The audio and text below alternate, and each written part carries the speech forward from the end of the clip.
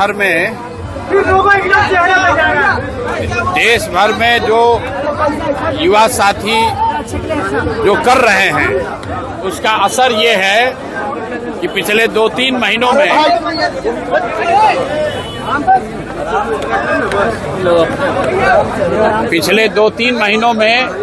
आप देश में लोकतंत्र की ताकत को देख रहे हैं। इसी बिहार में पिछले 3-4 वर्षों में जितनी बार कोई प्रदर्शन करने आया हो, चाहे समाज का कोई भी वर्ग हो, सब पर लाठी चली है। आज कम से कम लाठी चलाने से पहले सरकार या प्रशासन 2 बार सोच जरूर रहा है। ये लोकतंत्र की ताकत है और एक तरह से बेहतर बात है। छात्रों के जो जायज मांग हैं उस मांग को सरकार को मानना चाहिए, चाहे वो टीआरई का मामला हो या अन्य जो छात्रों के मामले हैं। छात्रों के इन मामलों को सरकार दबा नहीं सकती है और हमने ये पहले भी कहा है कि जो कुछ भी जंतर मंतर पर हुआ है वो वन ऑफ नहीं है। जो यहाँ पर शिक्षा व्यवस्था पूरे देश में शिक्षा का जो प्राइवेटाइजेशन हुआ है, कोचिंग संस्थाओं के जरिए व्यवसायीकरण हुआ है, उसके माध्यम से जो पेपर लीक हो रहा है और जो बड़े पैमाने पर बेरोजगारी है, इन तीनों 4 चीजों को अगर आप जोड़ेंगे तो युवाओं में एक बहुत बड़ा वर्ग है जो आज की व्यवस्था से खुश नहीं है। और अगर सरकार उनकी बातों पर गंभीरता से ध्यान नहीं करती है, कोर्स करेक्शन नहीं करती है, तो सड़कों पर छात्रों के आंदोलन आपको और आगे देखने को मिलेंगे। शिक्षा मंत्री तेजस्वी यादव को कहना पहले 10वीं पास कर ले।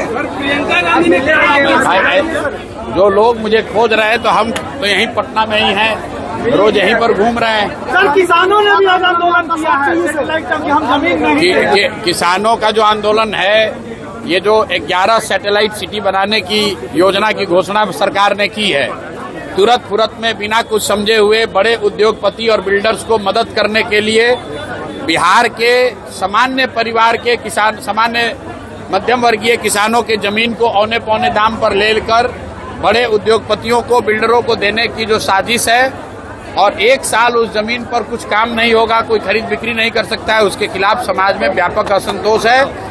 और ये हम जब ये सरकार कानून लेकर आई थी उस दिन से हम लोग कह रहे हैं कि ये बिहार में संभव ही नहीं है, सरकार इसको नहीं कर पाएगी, समाज में इससे असंतोष बढ़ेगा और बड़े पैमाने पर इस पे आंदोलन होगा। सरकार के लिए संभव नहीं है कि हजारों एकड़ जमीन अक्रॉस बिहार 11 बड़े शहरों के इर्द गिर्द इतनी महंगी जमीन, आपके पास सैलरी देने का पैसा नहीं, आप इतना जमीन एक्वायर कैसे करेंगे? और एक्वायर करेंगे तो किसानों को, भूमि धारकों को उनका मुआवजा मिलना चाहिए।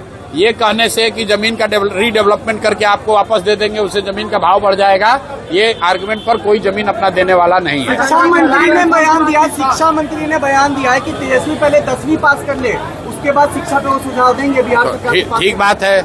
तो अगर तेजस्वी यादव को 10वीं पास देने का सुझाव मिथिलेश तिवारी जी दिए हैं तो हमको लगता है कि अगले कैबिनेट की बैठक में अपने मुख्यमंत्री सम्राट चौधरी को भी ये सुझाव देंगे कि तेजस्वी के साथ साथ सम्राट चौधरी भी अगली बार 10वीं का एग्जाम दे दे।